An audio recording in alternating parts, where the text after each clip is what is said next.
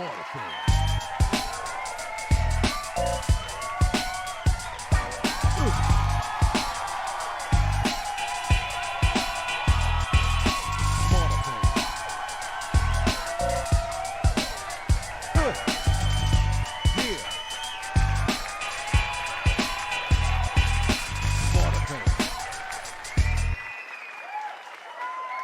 Hey, everybody, welcome to another segment of Smarterfan Podcast, where we bring you behind the veil of sports, business, and life. I'm Joe, and this is Barry. What's going on, Barry? Well, between watching Steph Curry making all kind of shots, not looking, and the shenanigans of the Olympics breakdancing competition, I am just cracking up. I'm having a good time. It's all good in the neighborhood. How you feeling, brother? Oh, I'm feeling just Oh, fine. don't get me laughing already. Oh Lord. Mm. Well, I'm going to talk about somebody you don't really hear much about, these days, and that's Bob McAdoo. Okay. The Mac. Yeah. Yeah. Now, he North was drafted. Carolina. Yeah. That's right. That's right. He was drafted in 1972 by the Buffalo Braves, who are now the Clippers. Mm-hmm. All right. Now, in 1973, he was the rookie of the year, and he earned the first of his 3 consecutive scoring titles in his second year. So this guy was something else. Now, also in his second year, he was the last player to average 30 points and 15 rebounds per game. So At 6'11". Yeah. The man was a scoring machine. And he was the youngest player to have a 50-point, 20 rebound game. So now he was the MVP in 1975, averaging 35 points and 14 rebounds. So, and then in 1976, he got traded to the Knicks. Now he played with Phil Jackson, Spencer Haywood, Monroe, Bradley, and Frazier. But those teams, they weren't that good, even though he averaged 27 points a game. So, he also did stints with the Celtics, the Pistons, and the Nets. And then he got traded to the Lakers during the Showtime era. Mm-hmm. So now he said he hated coming off of the bench, but he wanted that ring, he said. So he swallowed his pride and he came off the bench and he got 2 rings. So, and then after his playing, days in the NBA were over, he went over to Europe and he won 6 titles with various leagues in Italy. Yeah, he became a superstar over there. Wow. And then when he stopped playing, he came back because Pat Riley gave him a call, and he became an assistant with the Heat under Riley. Yeah, he was an assistant under Riley, Stan Van Gundy, Spoelstra, and he won 3 NBA titles with them as an assistant. So now he is currently still with the Heat organization, and he's a scout and the community liaison for the Heat right now at this, But the man was a scoring machine, but he was always on losing teams. It's not that hard, really. If you don't have good coaching in a system, you can have all the talent in the world. But the talent don't know how to work together. You just end up losing. You remember back in the day, the Phoenix Suns used to be scoring 100 and whatever and still lose? Yeah. It's the same thing. Alex English could score from anywhere, but they didn't have no defense. So what are you going to do? Exactly. So they lose 135 to 136. Yeah. He was a scoring machine. I mean, and very unusual because at 6'11", right? You're talking about a very athletic, very long. I mean, the dude was like back in the day a 6'4" guard. He was like Oscar Robertson, but he was 6'11". He could handle the ball. So you look at Showtime, you're like, where you gonna put him? Mm-hmm. Are you gonna put him Mm-hmm. over Worthy? And not necessarily that Worthy was better, but Worthy's younger. But let me not get Right. ahead of not get ahead of myself. You can't Yeah. take Kareem off the floor. So he's gonna take off the floor. Well, you know, he he was a scoring machine. But so what's going on with the NBA Africa and NFL Africa? Yeah, let me give you the part two. I was saying in my first part, NBA Africa. I matter of fact, I was talking to somebody today. In NFL Africa, really presents a $1 trillion opportunity. If I Mm-hmm. was an NBA player, NFL player, I would be thinking about there's a thing called exchange rate, right? So what that Mm-hmm. basically means if you're people are from immigrant, like the US dollar is worth more in your country than here in the US. Like in certain parts of the world, for every US dollar, you get 40 or more of that country's currency. So that means you can do a lot more, right? Yeah. So, I said people are not really realizing a lot of athletes, even Carmelo Anthony, I think he just did something in Puerto Rico, and just understanding how to leverage your money, right? So I could go to Africa because one of the things I was listening to a podcast, you hear about all these players going over to Europe, right? Yeah. But it's not as rosy as it appears. Many of the Mm. guys are talking about sometimes they don't get paid, sometimes they don't get paid for a month. Sometimes it's not all rosy. Damn. It's not, yeah, it's not all what is a lot of it's cracked up to be. And you got to realize that these semi-pro teams are tied to different communities, counties, whatever, and they're the economic engine, Mm. literally. And there's a lot of mafia part of it, like in Mm. anything else, right? Yeah. So, many of these guys go over there, and not to say it's all bad, but it's not all what is cracked up to be. This is the tremendous opportunity in NFL, NBA Africa, because not only you get like the best of everything, you get to Mm. leverage the US dollar. So imagine having $100,000 that in Africa is like $5 million. Wow. Imagine what you could build infrastructure wise.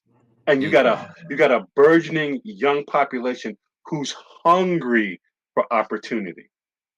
So Yeah. there's your support. You see what I'm saying? So now Yeah.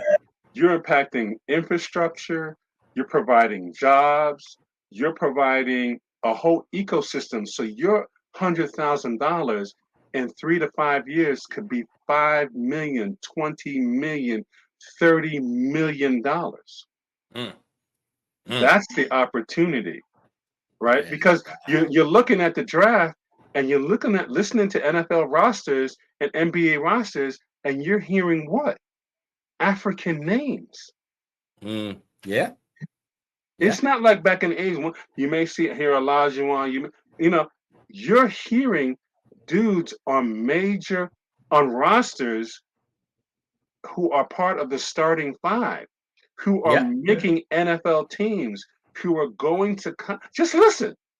Yeah. Just listen to the names that you're hearing in the NFL. Those are many are African names.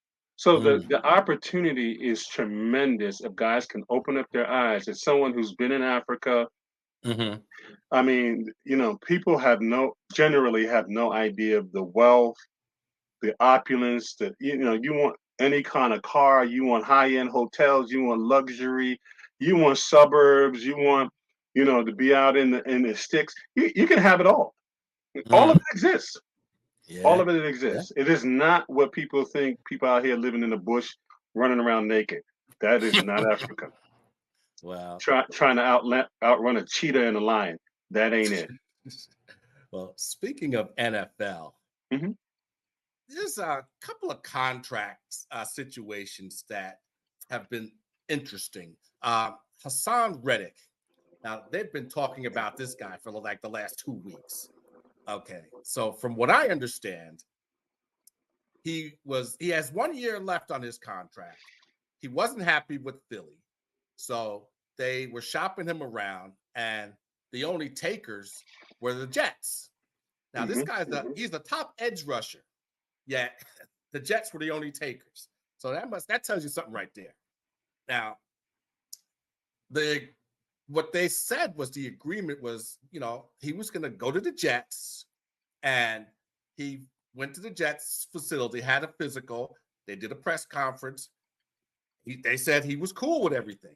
Now, all of a sudden, he turns around and says, well, I want my contract extension now, and I'm not reporting. So he hasn't been in camp since. And as of Monday, the fines were up to $1.7 million. So, and there's no movement on the talks with him. As far as camp. Yeah. This is. Go ahead. I'm sorry. Well, no. That's one example. Then you got Brandon Ayuk from the 49ers. Yeah. Now he's in camp, but he's not participating in anything. So, but because he's in camp, he's what they call a hold-in. So he's not getting fined. He's just not participating in anything. Yeah. And they're in talks with him, but at the same time, there's rumors swirling about him being traded to the Steelers. So so then there's Matthew Judon. Now, teams was blowing up New England's phones asking about trades for him. Mm-hmm. He's another one. He was in camp, but he was participating. Mm-hmm. And he said that he would play out his contract if it was necessary, but he felt that it wasn't, he was worth more than he was getting paid. But in a recent turn of events, he got traded to the Falcons. That's what they're going to do. It's a business. At the end of the day, it's going to be a business. It's a business. And as Shannon Sharp says, fans get in their feelings about a lot of stuff, but the team does what they do when it's in their advantage to do it. Yeah. But when the player is trying to secure himself, there's all this, he's this, he's that, he's this. He's just trying to secure his family. And people just are ignorant. But it's always interesting. They always jump on the athlete for holding out. But when the team does whatever trade they're going to do in their best interest, you don't hear these fans complaining. It's a very strange dynamic. Yeah. And teams do what they do in their best interest. And it's just a business. Unfortunately, the guy with the Jets situation, he really, unfortunately, doesn't have, because there weren't a lot of teams trying to vie for his services. Right. So the Jets could basically kind of wait him out, right? And kind of the way he went about it, he could have said, you know what? But see, this is why I always believe you got to understand the business. Take an insurance policy out on yourself, bet on yourself, negotiate through the season, and put up monster numbers. Yeah, that's how you're gonna get it, because you accomplish two things. One, you make the market really like, yo, we could really use that guy. That guy is true, right? At the same time, you're playing for the team you're playing for, so that forces them to say, hey, maybe we need to really lock this guy up before we lose him. You see what I'm saying? So every day you're out on the field playing at a high level, you're actually auditioning for the team you're on and auditioning for the team you may go to. Exactly. That's the game. That's the game. You know what I mean? It's business. It ain't personal. And you got to understand the business that you're in. Because once other teams really didn't vie for his talents, he should have realized I gotta put up some numbers. I gotta put up some numbers. Exactly. So what's going on with the breakdancing in the Olympics? My Lord. I don't know what that was. Look, if I was from Australia, I'd be like, yo, don't let it back in the country, yo. That was embarrassing, bro. That was embarrassing. Yeah. I mean, it was so wrong on so many levels, because I'm sitting here going, how don't you have some of the best DJs in the world, the most popular DJs in the world? One, right? How you don't have some of the most renowned rappers there? How don't you have someone like the most iconic breakdancers there just Yeah. to create a show? Because that's really what you're trying to do to draw the crowds in, right? You got to put on a show. Then you have the competition. Then you Right. have the judges, iconic figures of the hip hop situation. They didn't have none of that. Nope. I mean, that was the most milk toast presentation. I said, what in the what? Who are these people? Where did they come from? How are you going to have people representing an art form they didn't create? Yeah. And I'm sitting here going, the IOC strikes again. The IOC strikes again. They have no clue. They don't know what they're doing.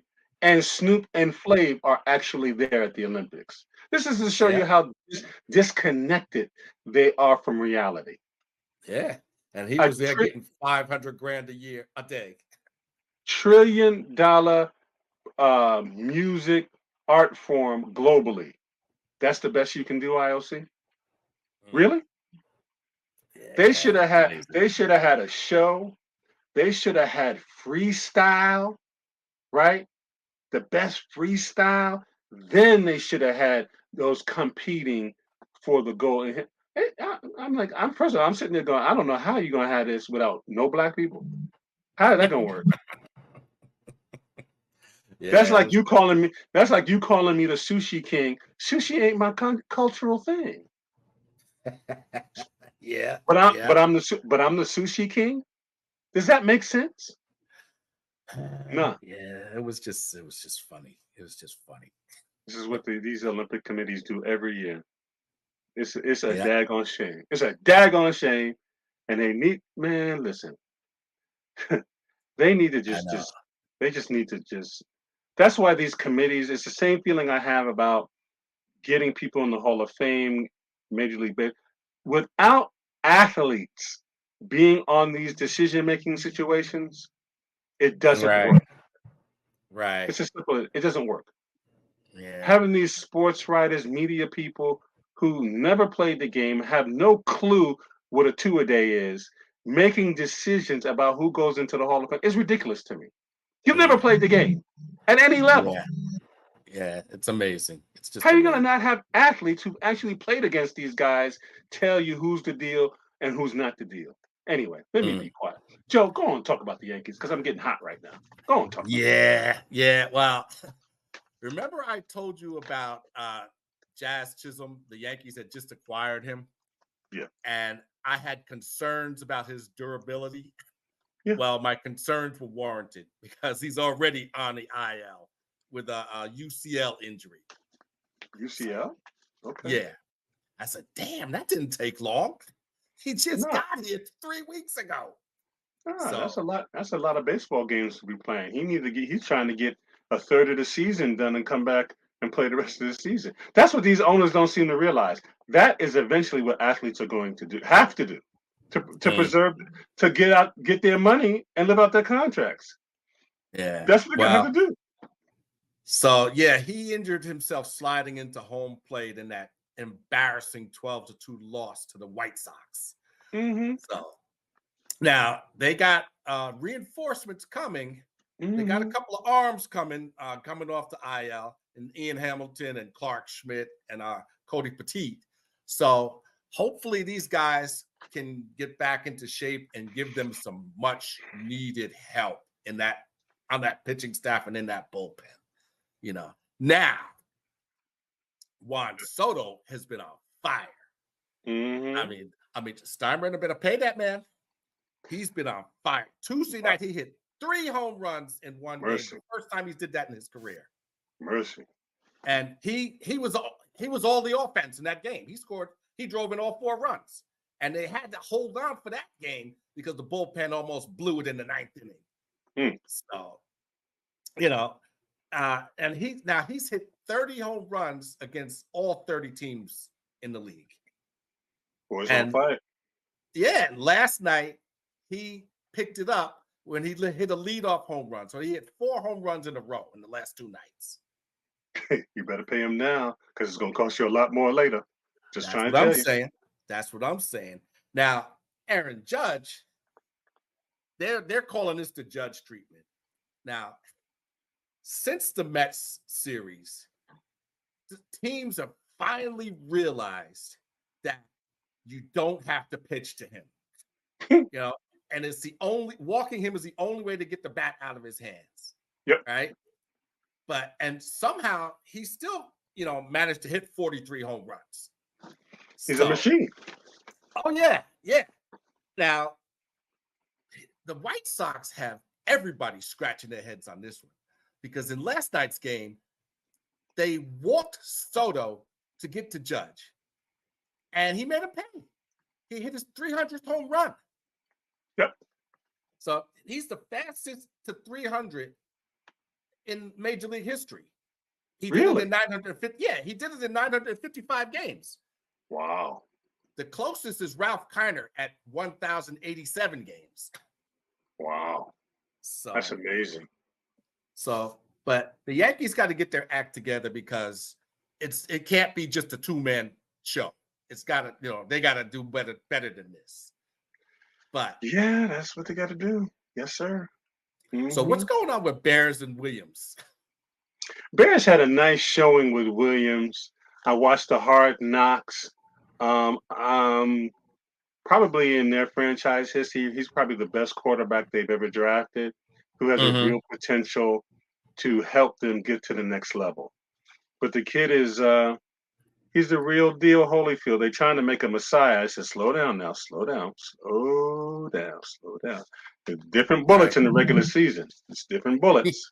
Different bullets in the regular season. But, you can see that he does have the talent, and they're bringing him along. And,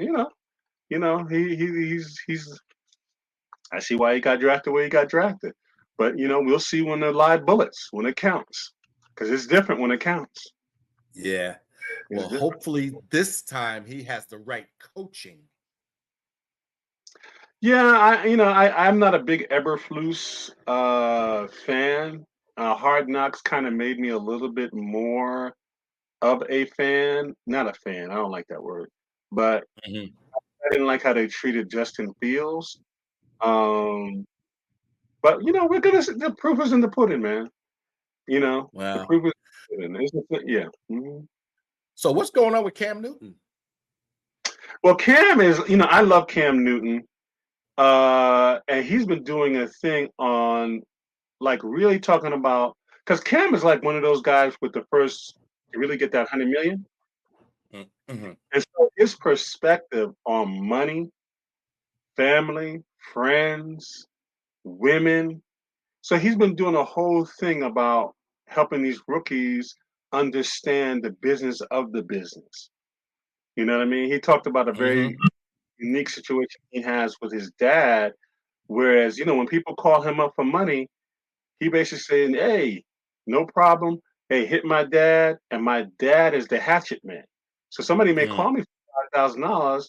My dad's going to say, well, Cam got things going on. Best he 500. Can 500 help you?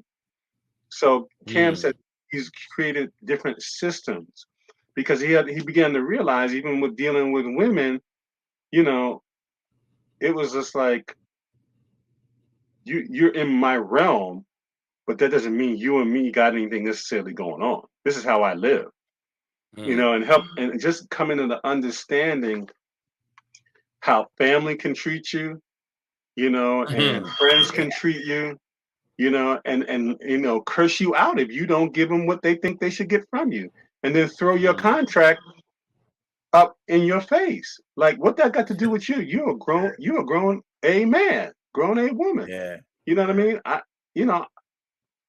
What are you talking about? And he's like, I've made some bad decisions. I trusted the wrong people, which I heard Ray Lewis talk about the same thing. But learning from those mistakes, and it's a very tricky slope. How you as a rookie coming into a locker room, don't be looking at these vets thinking you can live like a vet who's making a couple million, and you making 300,000. Don't Mm, play. Don't you're a free agent. You can get cut anytime. You that's you right. got to you got to understand where you are, where you're trying to get to. It's a whole game. Look what Cee Dee Lamb is going through. Look what Mm, and he said a very interesting thing. He's like, notice what we go through as black athletes. Kirk Cousins never had to go through this. Romo mm-mm, never had to go through this. And I mean, Kirk Cousins, I don't know who his agent is, but he should be the agent of the decade because that man mm-hmm. know how to get that money. He know how to That's get that money. that's for damn sure. Oh my goodness, he know how to get the money. You look at Kirk Cousins. I like Kirk Cousins, but you look at ain't no playoff wins, ain't no Super Bowl rings, Mm-mm. not really Nope. going to the Pro Bowl. So how does this guy keep getting top tier money? Yeah, His yeah, agent is his agent is a magician. that's for But you sure. said, and you stop and see these other athletes, black athletes, having to go through. I mean, you can't ask anymore from Cee Dee Lamb. And I'm gonna say this, and I'm gonna put this on record. Within 1 to 3 years from now, the biggest problem Dallas is gonna have with this particular trend, people are gonna not want to go there Mm, yeah, I can because they're see not that. gonna. They're not. I'm going. I'm coming here for what? I can't get to Mm, the second half of the season. When it comes to my money, they don't want to pay me, and mm. I got to deal with this Jerry Jones foolishness. Nah, I'm good. Well, that Nah, I'm good. well, that's athletes in business, you know, That's what and we do. we'll have to take that up next week. And I'm gonna have more highlights from Cam Newton because you really got to hear what he's sharing. He's really putting players up on game and fans as well to understand the dynamics of the business, right? Hmm. Understanding Hmm. what you're actually taking home. You see these $100 million contracts, but you may only be taking, Uncle Sam, who ain't my uncle, get half. So now we're Hmm. talking about 50, right? And Hmm. then, Yeah. what are you thinking? How are you planning for your life after the game? But Smarter Fan Podcast family, we're going to talk all about that good stuff next week. As we always say, stay in the game. That's Until right. next week. All right. Smarterfan.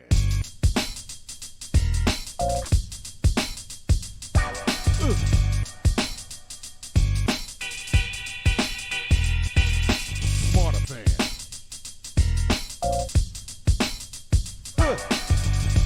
Yeah.